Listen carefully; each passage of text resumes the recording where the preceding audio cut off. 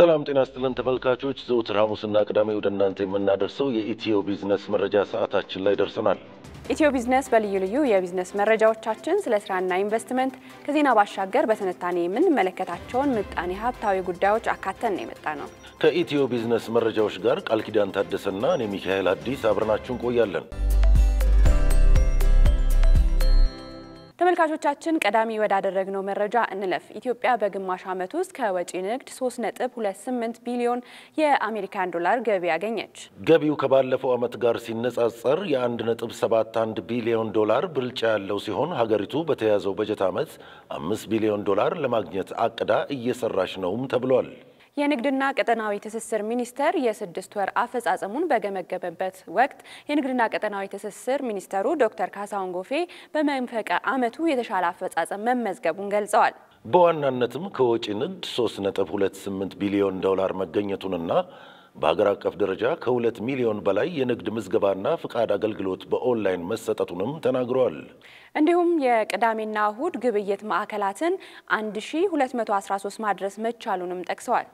የሲሚንቶ ግብይት ላይ በተወሰደ የአሰራር ስርዓት ማሻሻያ የተረጋጋ አቅርቦትና ግብይት እንዲኖር ከማድረግ ባሻገር ዋጋው ግማሽ እንዲቀንስ መደረጉን በሪፖርቱ ተጠቅሷል። ቀጥለናል ተመልካቾቻችን። የኢትዮጵያ ቴሌኮሙኒኬሽን ገበያ በቀጣይ ሶስተኛውን የቴሌኮም ኦፕሬተር በ2025 መጨረሻ ወይም በ2026 መጀመሪያ ላይ የቴሌኮም ገበያውን እንደሚቀላቀል ገልጿል። የኢትዮጵያ ኮሙኒኬሽን ባለስልጣን ዋና ዳይሬክተር ባልቻ ረባ አዲስ የፍቃድ አሰጣጥ በ2023 አጋማሽ ጀምሮ ቆም ብሎ መቀየቱንና ገበያውን እንደገና ለመገምገም የረጅም ጊዜ ኢንቨስትመንቶችን ለመሳብና አስፈላጊ ማሻሻያዎችን ለማድረግ እንደሆነ ገልጸው የኢንቨስትመንት ሁኔታው ተገቢ እንዲሆንና አስፈላጊ ሆኖ ሲገኝም ማሻሻያ ለማድረግ እየሰራን ነው ብለዋል።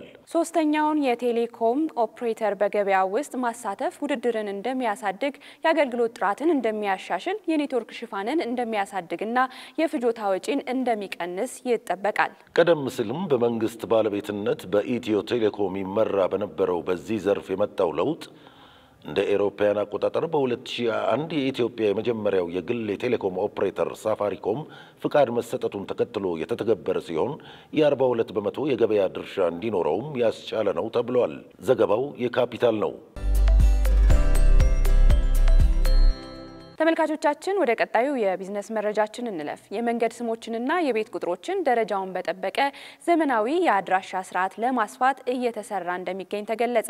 የአዲስ አበባ ከተማ አስተዳደር የመሬት ይዞታ ምዝገባና መረጃ ኤጀንሲ የመንገድ ስሞችንና የቤት ቁጥሮችን ደረጃውን በጠበቀ ዘመናዊ የአድራሻ ስርዓት በማስፋት ለነዋሪዎች፣ ለንግድ ድርጅቶችና ለጎብኚዎች ተደራሽ ለማድረግ እየሰራ እንደሚገኝ ገልጿል። ዓላማው የከተማ ውስጥ እንቅስቃሴን፣ የአደጋ ጊዜ ምላሽንና የአገልግሎት አሰጣጥን ለማሻሻል ሲሆን ይህም ማህበረሰብን መንገዶችንና ቁልፍ መሰረተ ልማቶችን በቀላሉ ለመጠቆምና ለማገናኘት ይረዳል ተብሏል። የአድራሻ ስርዓት ማስፋፊያና አስተዳደር ዳይሬክቶሬት ዳይሬክተር አቶ ተመስገን ኃይለ ዮሐንስ እንዳሉት 133 የአድራሻ ጽሑፎች አሁን ላይ የተገጠሙ ሲሆን በ2 ዓመት ጊዜ ውስጥም ሁሉንም ህጋዊ እውቅና ያላቸውን ህንፃዎችና 30,000 መንገዶችን ለመሸፈን እቅድ መያዙንም ገልጸዋል። በኢትዮጵያ ዘመናዊ የአድራሻ ስርዓቶችን በመተግበር ረገድ በርካታ ተግባራት የሚጠበቅ ሲሆን ይህ ፕሮጀክት ከከተማዋ የከተማ ልማት እቅዶች ጋር በተጣጣመ መልኩ ክፍተቱን እንደሚሞላ ተገልጿል።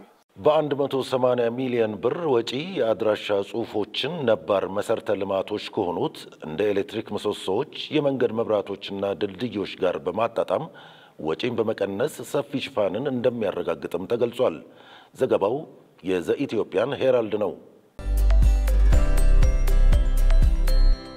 ተመልካቾቻችን ወደ ቀጣዩ የቢዝነስ መረጃችን አልፈናል። በ2017 በጀት ዓመት 6 ወራት ለ712 አነስተኛና መካከለኛ አምራች ኢንተርፕራይዞች ከ5.3 ቢሊዮን ብር በላይ የስራ ማስኬጃ ብድር መስጠቱን የኢትዮጵያ ኢንተርፕራይዝ ልማት ገለጸ።